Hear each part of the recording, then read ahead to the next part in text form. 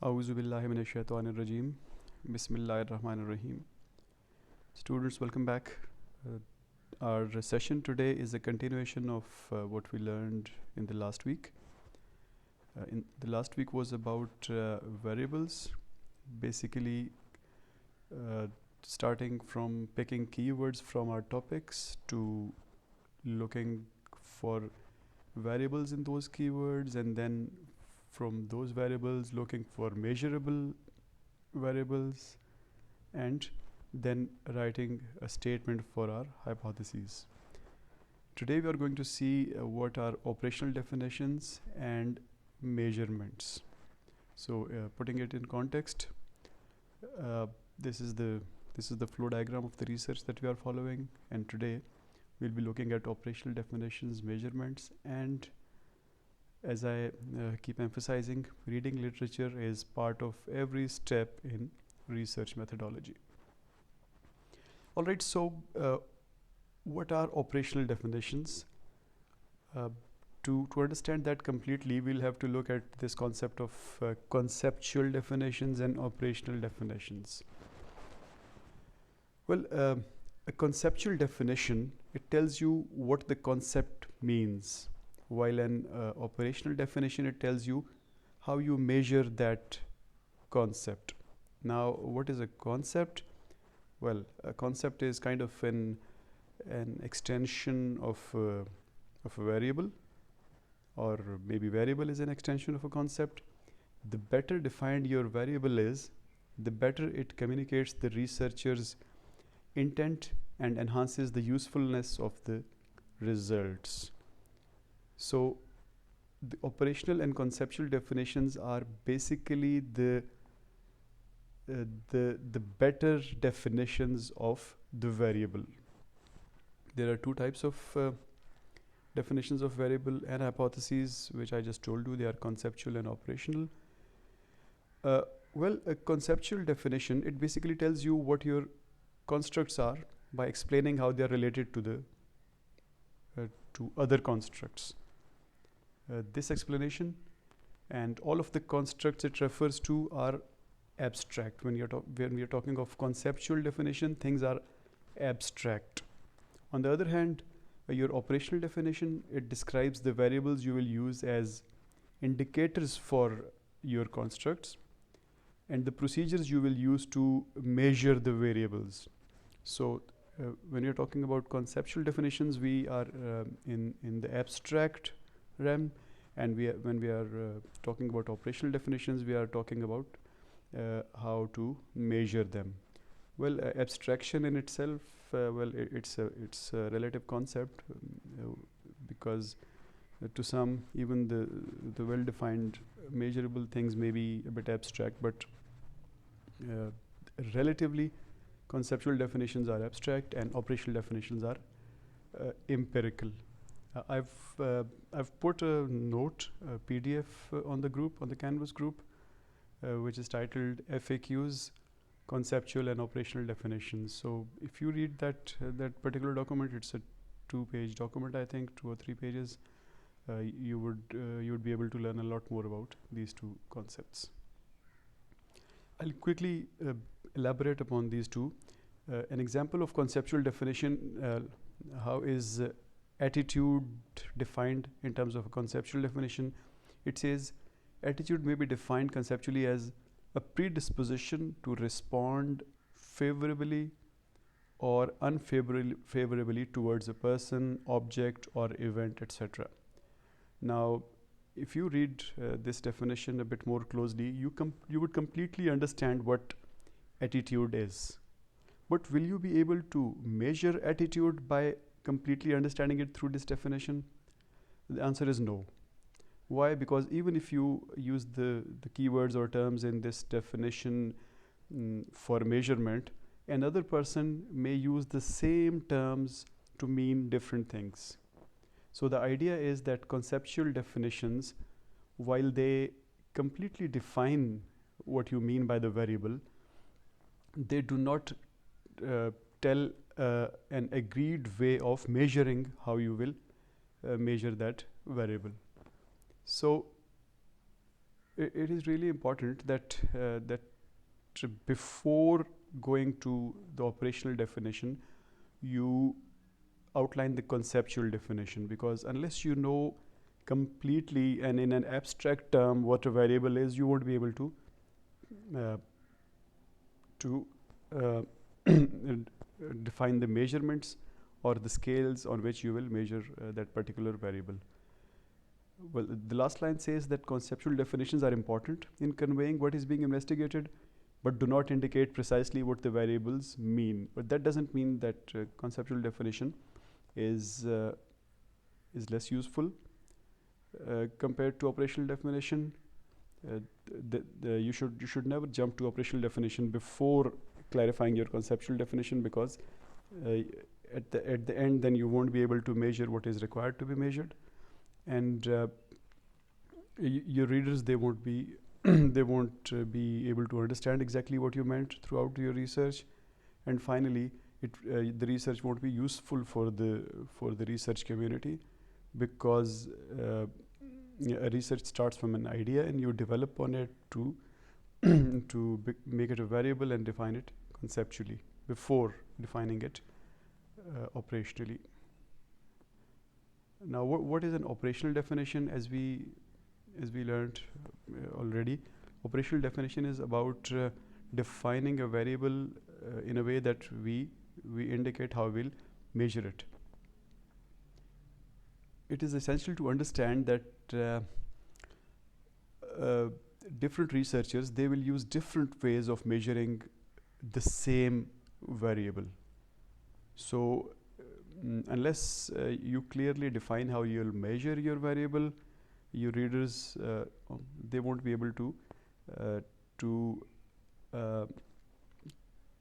make out from your conceptual definition only what you're going to do. So it is kind of building upon your conceptual definition to make sure that your readers, they exactly understand how you're going to operationalize your concept or your variable. So the bottom line says all variables must be operationalized in order to test a hypothesis or answer a research question. Now I'll quickly give you an example of an operational definition. How will you measure socio-economic status? Will you measure it by categorizing into high, middle and low status, or by categorizing into yearly earning less than more than 20 lakhs, yearly earning between 10 and 20 lakhs, yearly earning between 3 and 10 lakhs, yearly earning less than 3 lakhs? Well, the first one is wrong. The second one is right. Why? Because a person classified as high in socioeconomic status in one study may be classified as middle in another study. So at the end of the day, the person reading your research won't be able to make much out of it, especially if he's not exactly in the same area, in the same country, in the same economic zone that you are in. So to make your research more general, you'll be using the categorization at the bottom of the slide instead of the one at the top of the slide. So this is an example of operationalizing an hypothesis. The hypothesis statement says there's a positive relationship between self-esteem and creativity. So if you think in terms of the diagrams that you made in the last assignment, the creativity box would be on the right side, and it would be the dependent variable, and the self-esteem box would be on the left side. It would be independent variable, and an arrow would be moving from self-esteem to creativity. Now, how do we operationalize this hypothesis? The same statement is written as there's a positive relationship between the scores on the Cooper-Smith self-esteem scale and the scores on the Torrance test of creative thinking. Now, what you've done by operationalizing your hypothesis, you've defined self-esteem as the score on Cooper-Smith scale, and creativity as the score on tolerance test. And by this, your reader would know exactly what you mean when you say self-esteem and creativity. So the idea is to make sure that your concept is not interpreted in different ways by different readers. There are another couple of examples of operationalizing variables. The first one, self-concept. The conceptual definition is characteristics used to describe oneself. Well, you almost completely understand what self-concept means just by reading this definition, but again, very difficult to measure. So its operational definition is scores on the Cooper-Smith self-esteem inventory. The second one, intelligence. What is intelligence? We all know what is intelligence. The conceptual definition is ability to think abstractly, or maybe you can have another definition, and any definition would be understood very well by you and by the readers. But will we be able to measure intelligence? Maybe not directly until we operationally define it, which is scores on the Stanford-Binet test. What is Stanford-Binet test? Well, Alfred Binet, he was a French psychologist who invented the first IQ test about more than 100 years ago. It was called the Binet-Simon test, and the Stanford University, they built upon it, and they created the Stanford-Binet scales or tests. So while these two, they are kind of the operational definitions, they are kind of very mathematical, but you must remember that in moving from conceptual to operational, a lot of thought has to go in, and you may actually get confused a lot. For example, as a professor, if you are studying learning and academic performance of students, and you use GPA as a measure of how much your students have learned. So what do you say? Why or why not GPA is an adequate operational definition of learning? Well, in order to evaluate this operational definition, it will be useful if you know what it means to learn something. Well, is it necessary to memorize the material? If you have memorized the material but you don't understand it, have you learned it? Well, if you are able to reproduce something, does it mean learning? Maybe you've learned things, but you have not been able to reproduce them. Maybe your GPA is high because you knew all this already before joining this course. Maybe your GPA is low because you didn't like the instructor, or maybe you had to work overtime and you couldn't study. Maybe you had some ailment or allergy, and it was difficult for you to study or concentrate. So all these factors, they could be having a larger effect on grades compared to how much you studied or learned. So the idea is that operationalizing concepts is not always very straightforward. There could be a lot of caveats into it, and you need to put in a lot of thought before coming up with your operational definition. And well, there could be different operational definitions by different authors, but remember, the author that gives the most agreeable operational definition or the most generalizable operational definition, he gets more citations, he gets more publications, and his thesis is appreciated more than others. So the idea is to be smart with your operational definition and define your concepts operationally in a way that everybody agrees to your definition. Not only they understand your definition, but they also agree to you. So a good operational definition is the one that is agreed upon by the research community. So before we move on to our learning extensions and examples, I'll quickly like to share one more concept with you, and that is measurement scales. Most of you who have taken any stats course in undergrad or any previous degree, they would have learned these things, but I'll quickly revise them. There are basically 4 ways of measuring things, or 4 scales of measuring things, and they are the nominal scale, the ordinal scale, the interval scale, and the ratio scale. What is the nominal scale?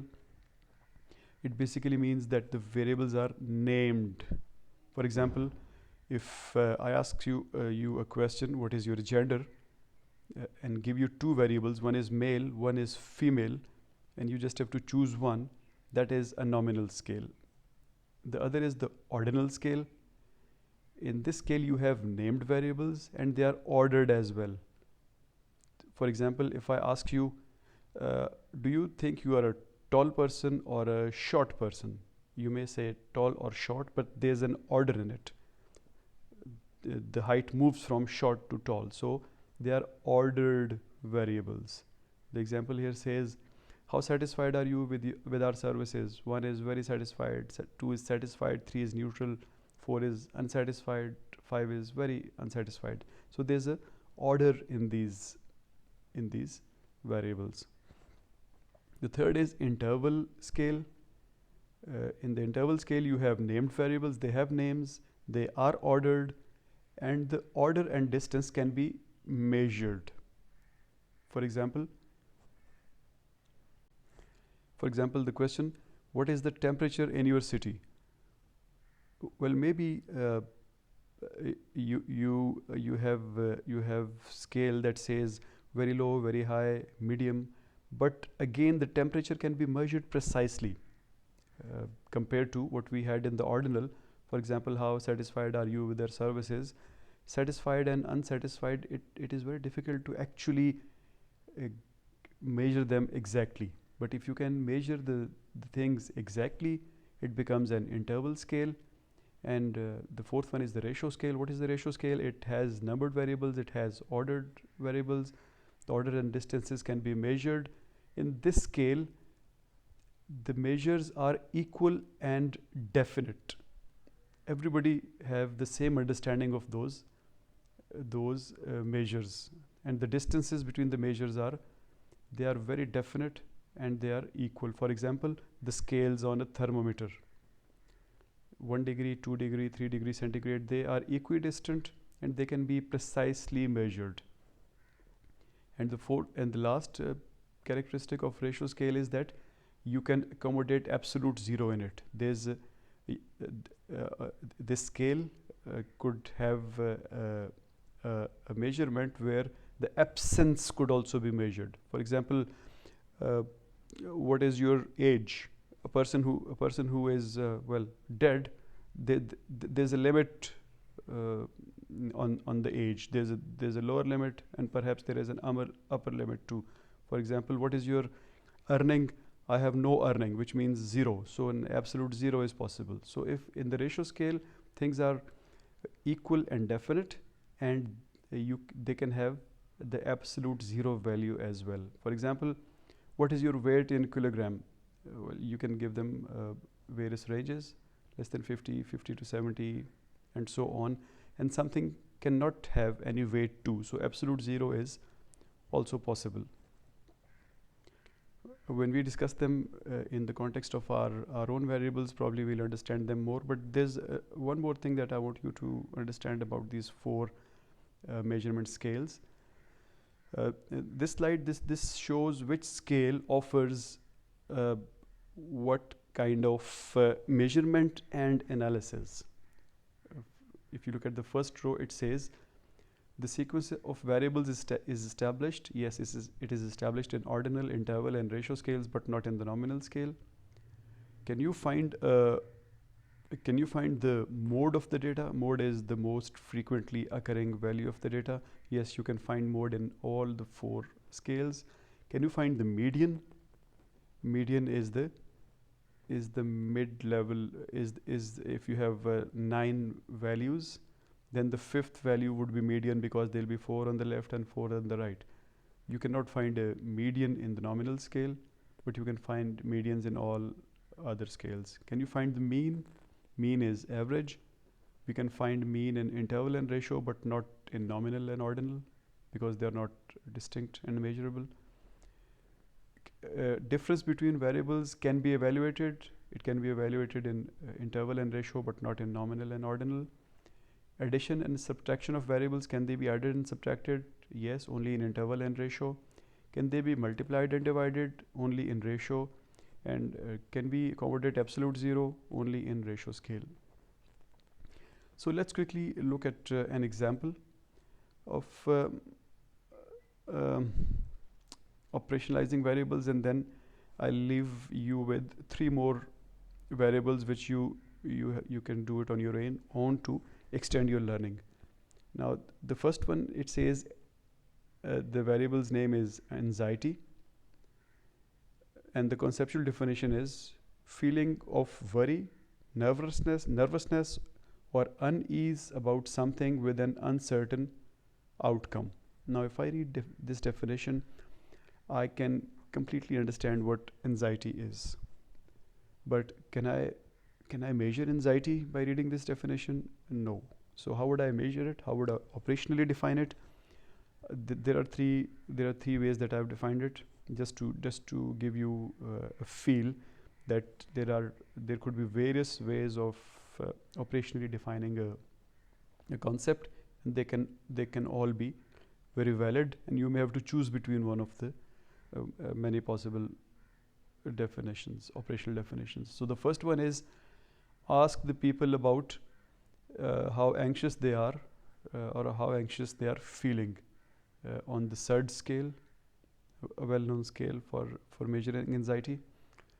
The second way is to measure their physiological response. What is physiological response? Maybe you'll put some medical equipment on his body, on his head, or maybe you would measure his blood pressure or things like that to see how he or she is, how much he or she is feeling anxious. And the third one is observe their behavior. Now this is the psychologist's way of measuring anxiety, specifically their escape and avoidance behavior, again psychology terms, but all three of them, they are good ways of measuring anxiety. Which one would you use? Well, depends on the context of your study, but the idea is to let you know, to make you understand that every variable which has a comprehensive conceptual definition can be operationalized in more than one ways, and you really have to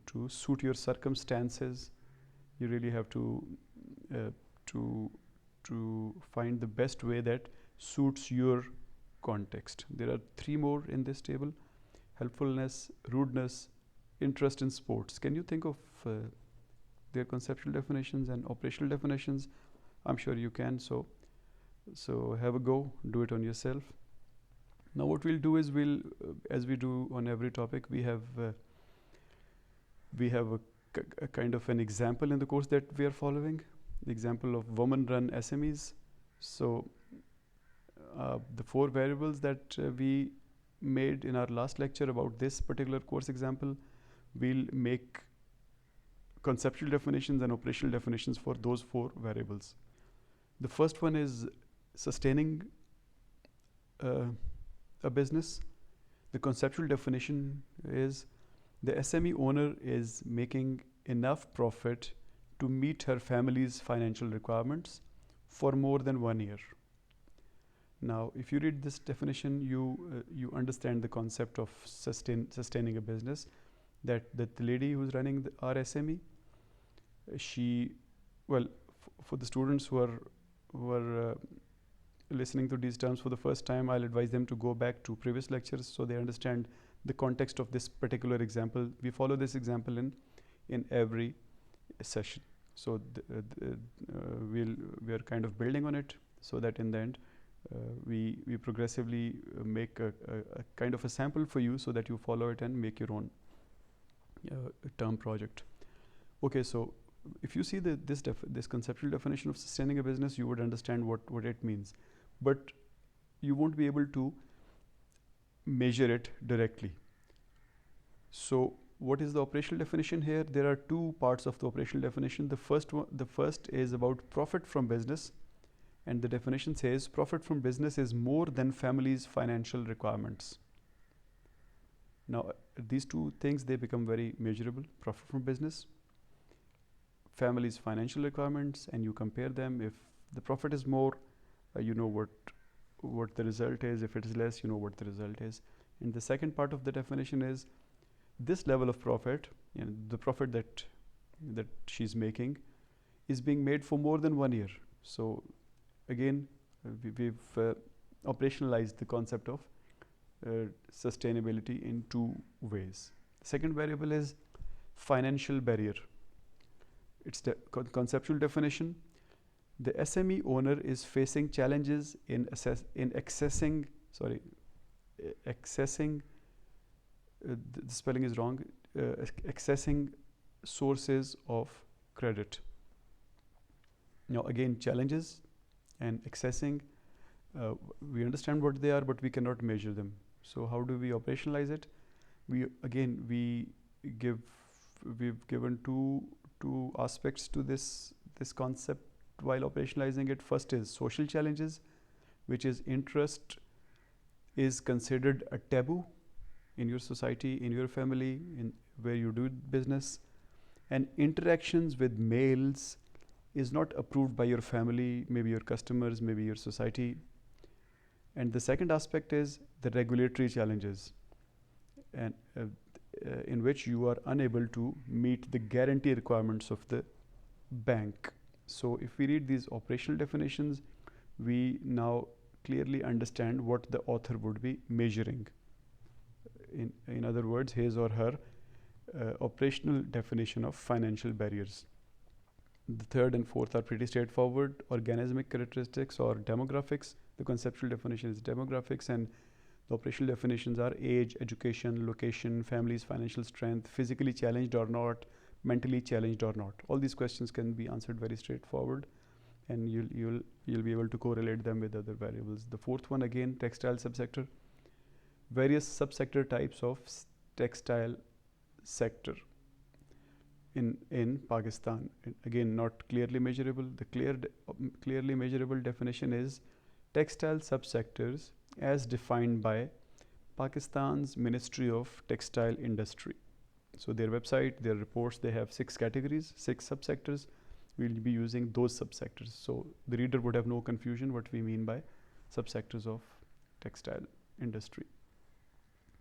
Now, once you've made the operational and conceptual definitions, then you'll be required to finalize the measurements of each variable. For example, in our case, for the first variable, which was sustaining business, there are 3 measurements. One is family's monthly financial requirement. How much money does the family of that woman entrepreneur need in 1 month? Our scale for measurement would be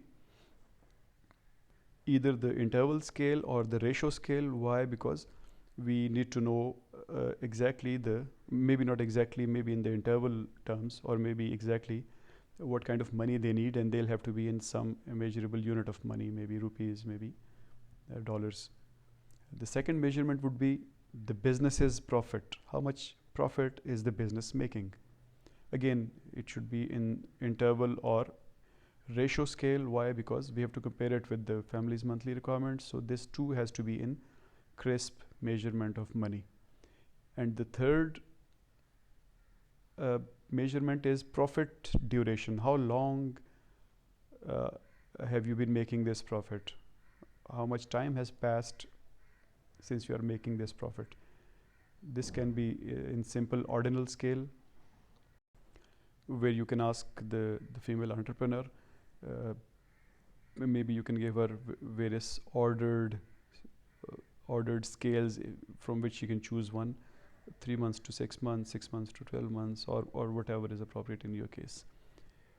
Now the second variable was financial barriers. We've got 5 measurements for it. Measurement number 4 and 5 are interest opposition by family and relatives. So number 4 is interest opposition by family. The 5th one is interest opposition by relatives. So the question would be something like, uh, how do you rate the level of opposition of your family towards taking or paying interest on money?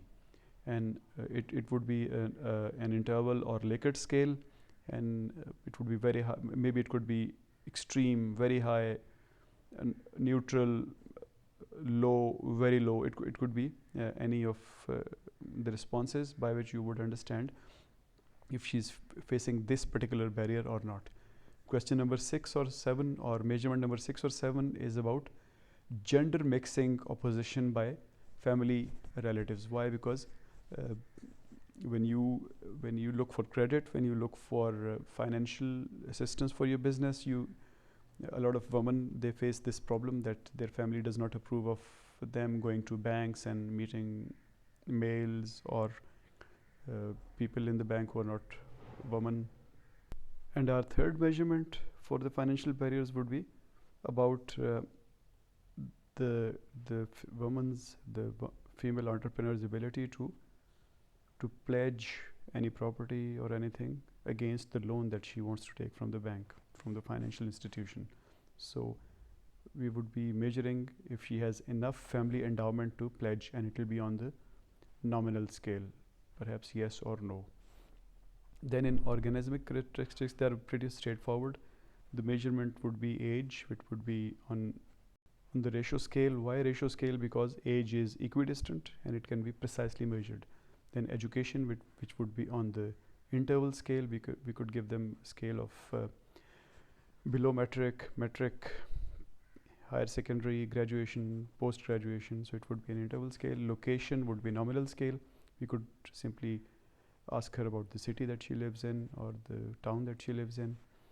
Then for family's financial strength, it could be an interval scale, because this is kind of a private information and we would not like to go into a lot of detail, or we may like to infer from number 8 what we got in the family endowment that could be pledged. And for physically challenged, we could simply answer the question ourselves if we have met her, or mentally challenged, we could simply answer the question ourselves, the yes or no question, the nominal question ourselves. And finally, the textile subsector, again it would be on the nominal scale. We'll have the 6 subsectors as given in the Ministry of Textile Industry definition, and we'll take whatever 1 or 2 or more sectors that she's working in. So this was kind of a learning extension, kind of an hands-on practice of what we learned. There are 5 things that you must remember while doing this exercise. The first is that when you are looking at measurements, do not forget your conceptual definition, because that is where you started, and it is easy to kind of digress from the conceptual definition when you read too much literature. So keep rooted into your conceptual definition. Secondly, keep an open mind. Do not get locked on a single measurement. Look for ways in which other they've measured this same variable in their papers. So you can be like more creative. You can come up with new things, or you could read from other papers and see how other people they measured the same variable or a measurable that is close to your variable. Now this slide says avoid what Kaplan called the law of the instrument, which means being locked into using one instrument for all problems, because some people they've been successful with the particular way of measuring something previously, so they think that it is easy to measure everything by that. And I see a lot of students getting locked into the Likert scale instrument. They try to answer every question through a Likert scale, which is not right. You must look at every variable conceptually, then operationally, and then see which of the 4 scales is appropriate for measurement. Number 3, borrow from others. Don't be afraid of using work of other researches, other publications, as long as you refer to them as we learn in our literature review part. Number 4, anticipate difficulties. As I indicated earlier, things do not remain simple in this process when you're moving from variables to conceptual definitions to operational definitions to measurements. Logical and practical problems, they come in your way when you're trying to measure variables. And what you should do is you should create a habit of discussing your variables or the steps of your research with your fellows, your research group members, your supervisors. But remember, you'll face difficulties and you will have to address them. And finally, do not forget your units of analysis. In our case, for example, the example that we looked at, our unit of analysis was female entrepreneur. So while reading research of other people, we can kind of digress, and maybe somebody else is measuring the SMEs, not the female entrepreneur, but the SMEs. And they have different measures, and maybe we read them and we try to import those measures of SMEs to the owners of SMEs, which